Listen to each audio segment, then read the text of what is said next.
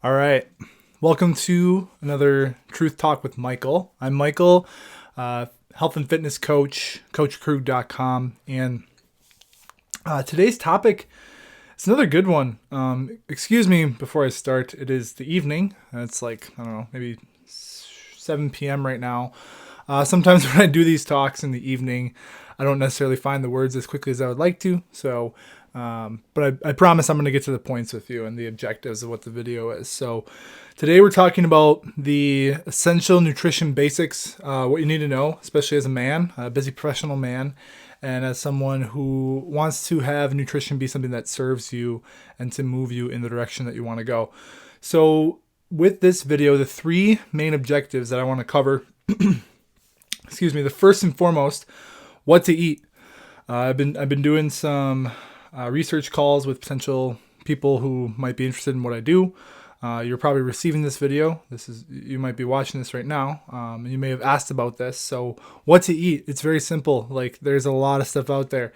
Understanding what do we need to eat to be at our best, to be healthy, to build strength, to lose weight, all of those things. We're going to go over that. Excuse me. We're also going to talk about what to avoid. So, I mean, low key, there's a bunch of shit out there. There's so many things out there. I call them poison at times because it literally is fucking poison. Like, they put so many carcinogens in the things that we consume as food. And I don't know if we'll get there in this video, but clearly I get a little fired up about this. So we're talking about what you want to avoid. And then lastly, we're going to talk about your mentality when it comes to the whole nutrition thing. It's not an easy thing. Nutrition, again, it's something that in our lives, it is one of the first things that we do as human beings is we eat.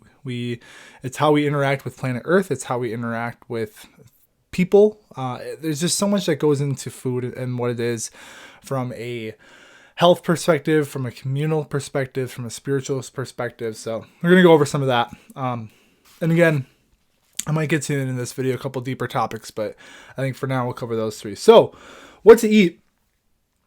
We need to make it as simple as possible. And when it comes to food, what we want to eat is real food. And it sounds like maybe cliche or like, you've heard it before potentially. But we just need to eat things in their whole form. And when I say real food, like obviously, there's a lot of things out there that are branded as food and marketed as food that are tangible. So I guess they're real. But eating things like plants straight from planet Earth, eating things like nuts, eating beans, foods that don't necessarily come in a package, that don't come with a label, or if they do come with a label or a package, it's just, that thing. Like if you're going to have peanut butter, have the ingredient just be peanuts, eating whole nuts, eating lean meats. So actual meats from, animals. And we're not going to get into the whole organic versus inorganic and all that. That's going to be different topics. It's definitely covered in my program a little deeper, but just really eating whole foods, not necessarily going to Whole Foods. I don't really support Jeff Bezos, fuck that. But just really eating actual food. So things that you might even have to clean the dirt off and eat, if you can, eat what is local, what is near you. There's a lot, our environment is intelligent and it gives us foods that are what the people who are living in the area are going to need. We've gotten away from that a bit. If you got a bunch of dandelions in your yard, go eat some dandelions. You don't actually have to, but it's just I heard once that the food that you need most will grow beneath your feet. And so if you have dandelions growing, eat some dandelions. It's a little bit of a tangent. I do want to say, eating a lot of plants is really important. There's a lot of evidence to show that eating a primarily plant-based diet is good for cardiovascular health. It helps with longevity. It decreases our risk for some diseases, specifically cardiovascular disease. It can help lower blood pressure. That being said, there's not a ton of conclusive evidence. I think a lot of people who are vegetarian maybe just are healthier in general. They're more health conscious. They recognize what they're putting in their body. And, if you're going to be vegetarian, but all you're eating is, Oreos and a bunch of, stuff with hydrogenated vegetable oils, which we'll get to, you're not going to be healthy either. So it really has to be the whole foods. That's the biggest thing. I will say on the flip side, meat, there is a lot of benefits to eating meat. We can get a lot of different minerals a lot of nutrients from meat, specifically B12. That's a big one that I know a lot of people who maybe are more vegetarian or vegan focused, they don't necessarily get what they need. And then with meat too, when it comes to protein. So I'm going to say this a couple times, but I'm going to make this I want this point to be clear. Protein is so important. We need to eat a ton of protein, especially if your goal is to lose weight and to increase your strength to get muscles. Proteins are the building blocks of life. And coming from meat, so I think there's about 20 amino acids, 11, I think they call them essential, and 9 non-essential. So the non-essential are the ones that our body can create. The essential are the ones that we need to consume that our body doesn't create by itself. And when we eat meat, we get most of those essential amino acids within the meat. Now, vegetables have protein too, and different, plant-based foods, nuts even, but a lot of them aren't what we call complete proteins. So if that's going to be your lifestyle, you just got to be strategic, right? So like rice and beans, I believe the proteins in those two are not complete by themselves, but when you put them together, they become complete. And you can just Google like what plant-based combinations are complete proteins. There are some experts out there who, especially when it comes to kids, they say eating protein for kids, especially from animals, is important. And I mean, if you look at our mouths, like our teeth, I mean, we do have canine teeth, we do have incisors so that we can rip and tear that. So again, I'm not one way or the other. Today I actually had a vegetarian day, and other days I eat a lot of meat. Really listen to your body. That's kind of one of the important things I can say. And then 2, touch back on the local part. So even if you can just get local honey, this is kind of a little bit of I don't like the word hack, but it's something that you can do to support your immune system. So local bees when they create honey, they have, I haven't actually seen the evidence. This is all hearsay, so take it for what it is. Maybe it's placebo effect.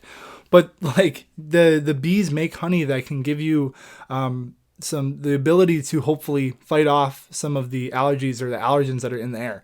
I don't know. I haven't seen evidence on it. I should probably look it up, but I just think that's really interesting. Even if it is placebo, just supporting your local agriculture, your local farmers, going to the farmer market, stimulates the local economy. And you never know. I mean, there's some really good stuff out there. I really love ground cherries. If you know what those are, try them out. But that's what I got. Okay, and then the other thing too is you can plant some food for yourself. So if you have the capacity to have a garden, if you even have chickens, that'd be really cool. Even just having like a herb pot in your kitchen or just outside is a really great option.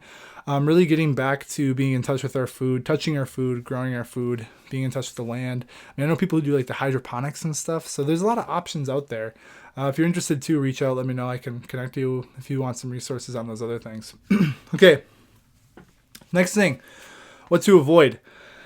My God, this video could be 2 hours long just to talk about shit that we need to avoid because the list doesn't get any shorter. I think there's just more and more, honestly, shit that they put in our food. And it really pisses me off. It's actually sad that the FDA allows this bullshit to happen. But the short list that I at least look for, and this is just my personal short list, there's other toxic shit out there that's up and down every fucking aisle of the grocery store.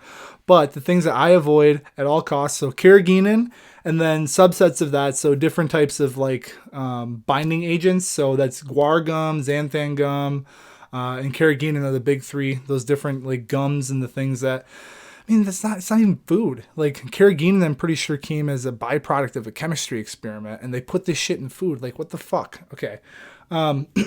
Really all of the gums, those kind of binding agents, the things that thicken that don't naturally thicken whatever the food is. And it's kind of fucked up too. Like, I love hummus, and in organic hummus, they have these gums and bullshit. Like, why? Why are you fucking with hummus? Don't fuck with hummus. Okay, that's all I gotta say. Next one, sodium nitrite and nitrate. These are the 2 really common used preservatives when it comes to meat. Direct evidence that these 2 cause cancer. I'm going to say that again. Sodium nitrite and sodium nitrate. There is direct evidence that these 2 preservatives cause cancer. But the FDA said, hey, it's cool. Throw it in there. It's all good. Throw it all in the pot, baby. All right. Next one's trans fats. Specifically, this is partially or fully hydrogenated vegetable oils. So it's not going to say trans fats on the nutrition label. I don't think it does, at least. But you need to look at the actual ingredients list, and it says either partially hydrogenated vegetable oils or fully hydrogenated vegetable oils. They take vegetable oil and they pump hydrogen in it to make it a solid, which it's not supposed to be, and then they use it to make stuff like peanut butter, right? And like, I mean, we give this shit to our kids, and it's our body doesn't even know what the fuck to do with it because it's not even like a natural compound. It's just completely artificial. So I would go for those. Speaking of artificial flavors, I mean, if you see that on a ingredients list, don't buy it. Don't put it in your mouth. There's like a list. I think it's like 20 or 30 different things that they could potentially be. A lot of them are like neurotoxins, not good for us. That being said too, I stay away from natural flavors. Like I stopped drinking the LaCroix and stuff because those too they can come from sketchy sources. Just Google search what are artificial flavors, what are natural flavors. I'm not going to go into it. It'll be eye-opening for you for sure. Excuse me. The next one, artificial colors. So if you ever see like the yellow 5, blue 6, especially red 40, those are toxins. Those are neurotoxins. Don't consume that. Why do you have to put food dye in my pickles to make them look yellow? Like what happened along the way where they weren't looking like what you wanted them to? Why do you have to put food dye in salmon? There's smoked salmon that you can buy, it's like prepackaged and it has red 40 in it.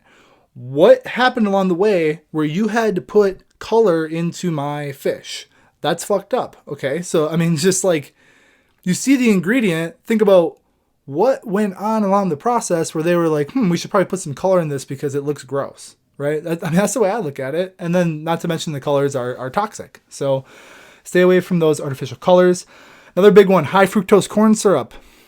Literal poison to the liver. Our livers don't know what to do with high fructose corn syrup. It's an obesogen, which we'll touch on in a little bit. But yeah, literally if you consume high fructose corn syrup, which it's in like, I think it's in Coors Light. I don't know, like Bud Light made an ad. Like, we don't have high fructose corn syrup. I don't know. If you're going to drink beer, drink like a good beer. I don't know, like maybe an IPA. That's just my thought. That's a little bit of a rant. But high fructose corn syrup, legitimately, our bodies don't know what to do with it. It stores it for later because it gets confused when we consume it. And then there's another one, BHA and BHS. Is that the other one? I don't know what the other one is. I just wrote down BHA. Stands for butylated hydroxyanisole.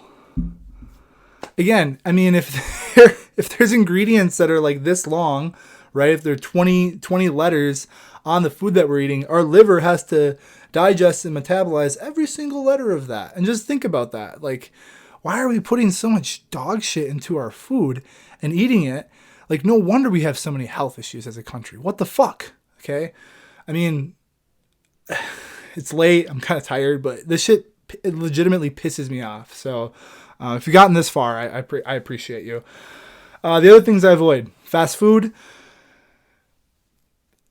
A, fast food has a lot of the stuff that I just listed in it. And then B, we are so unattached from fast food. It's like subconscious just consumption. Like, dude, I mean, if you've heard my story, I used to get fast food like at 3 different places on the way home from work and shamefully eat it in solitude.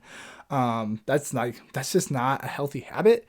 So again, eating foods where we actually have an understanding of where it came from, what it actually is, not stuff that's just gonna go through us and make us just stink. I don't know. I just feel like fast food just stinks. I mean, and it's not. We'll get to the mental side of it at the end. I'm not hating on you if you eat fast food.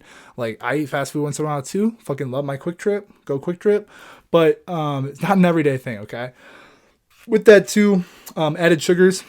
Anytime I see added sugars on a food label, just question, why did they have to put extra sugar in this? Like, why does this not taste good enough as it is, right? Like chocolate, like why do they have to add chocolate? Cocoa is by itself is great. Cacao, why do they have to fuck it up and put a bunch of sugar in it?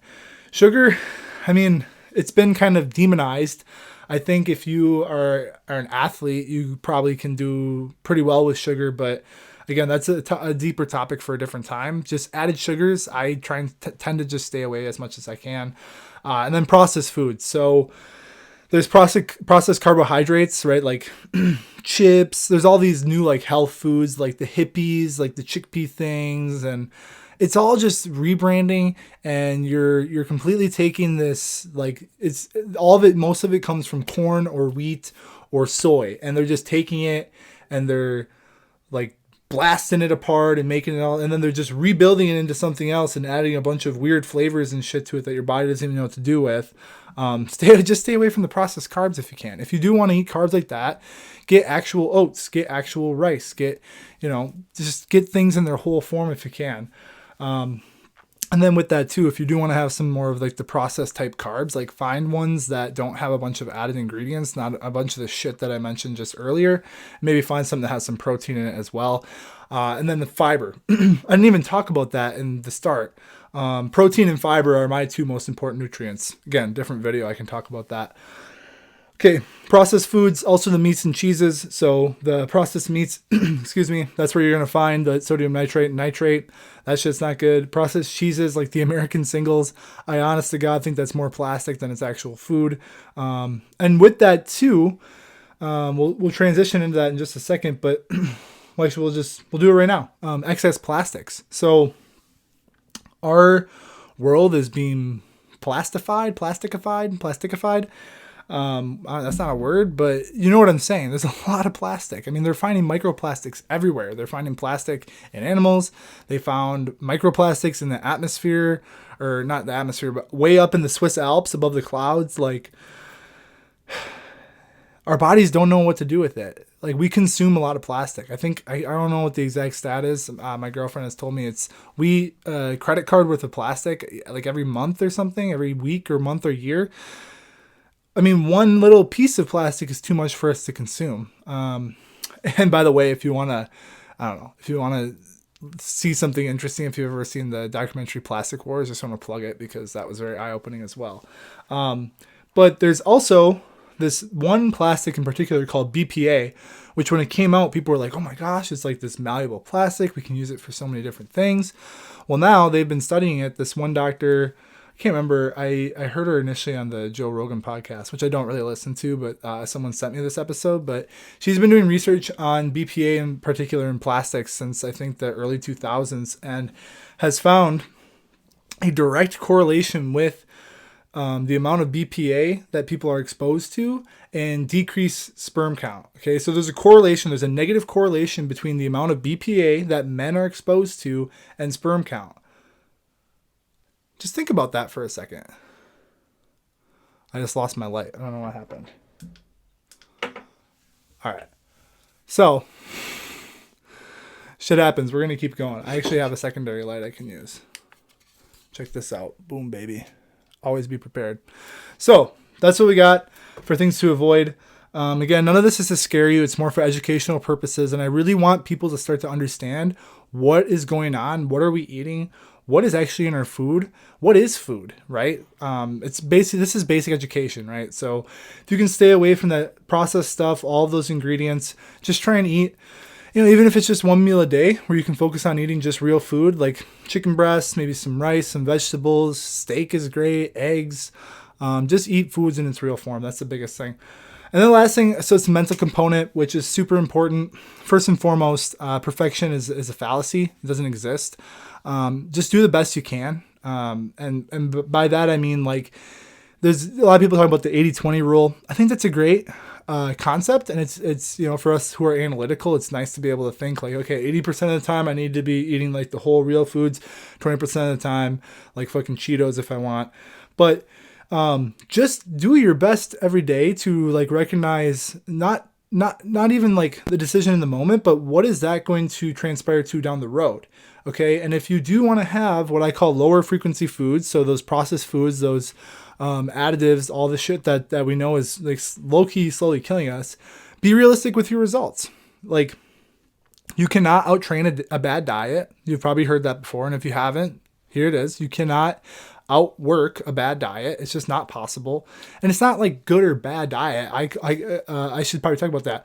High versus low frequency foods. So real foods, whole foods, high protein, high fiber, plant-based for the most part. That's high frequency because that's going to raise our frequency as human beings versus the dead food, I like to call it, the processed food, all the garbage, the bullshit. That's low frequency. That's going to lower our frequency as individuals. Like, so if you just think about foods as energetics, it really makes sense. Like, is this going to increase my frequency or is it going to bring me down? And you can feel it. When you eat good for a couple of days, you're like, man, I feel fucking great. I'm going to take on the world. when you eat like shit, you might kind of feel like shit. And I mean, it's just that food becomes what we are. It's really important to do our best. You can't be perfect. Do your best. Be realistic about results. Like if you go have 4 or 5 days in a row where you haven't had any vegetable, just like you got to be realistic with your results and turn it back around as soon as you can. It's really what it comes down to. It's also loving yourself throughout the process. Like don't be like, oh, I shouldn't be eating this, or oh, I'm so guilty, or like don't go into guilt and shame around food. Just say, it is what it is. I'm out with the boys having a good time. We're golfing, maybe having some beers. I'm gonna have some pizza or burgers afterwards. It's cool. I'll get back on track with my next meal. Also, this whole idea of a cheat day, that's fucked up, dude. Like if you for breakfast go out and have mimosas and shit, take a nap, wake up, go work out, and then have some veggies and protein for dinner. Like it's really not that difficult. We don't need to be in the all or nothing thing. So that's what I got. Last thing, really important, just try new foods. Be willing to try new foods. If you're a picky eater, if you don't like broccoli, I challenge you to just fucking eat broccoli every day until you like it. There's like I don't know if there's an official stat, but I've heard with kids especially, if you introduce a food to them like 17 times, by the 17th time they will like it. And I can tell you with just a 7-year-old, he would not eat vegetables, and now he just ate a bunch of broccoli because we just kept being like, yeah, here's your broccoli, it's part of your dinner. We'd just be like, hey, have at least one piece, and he'd eat it. Ew, gross. 17 tries later, now he likes broccoli. So be willing to try new foods, go to new restaurants, just eat with new people, do new things. That's what I got. So again, kind of late, a little bit tired. Hopefully this is coherent and linear enough for you. And if you got this far, as always, keep inspiring. Thanks a bunch.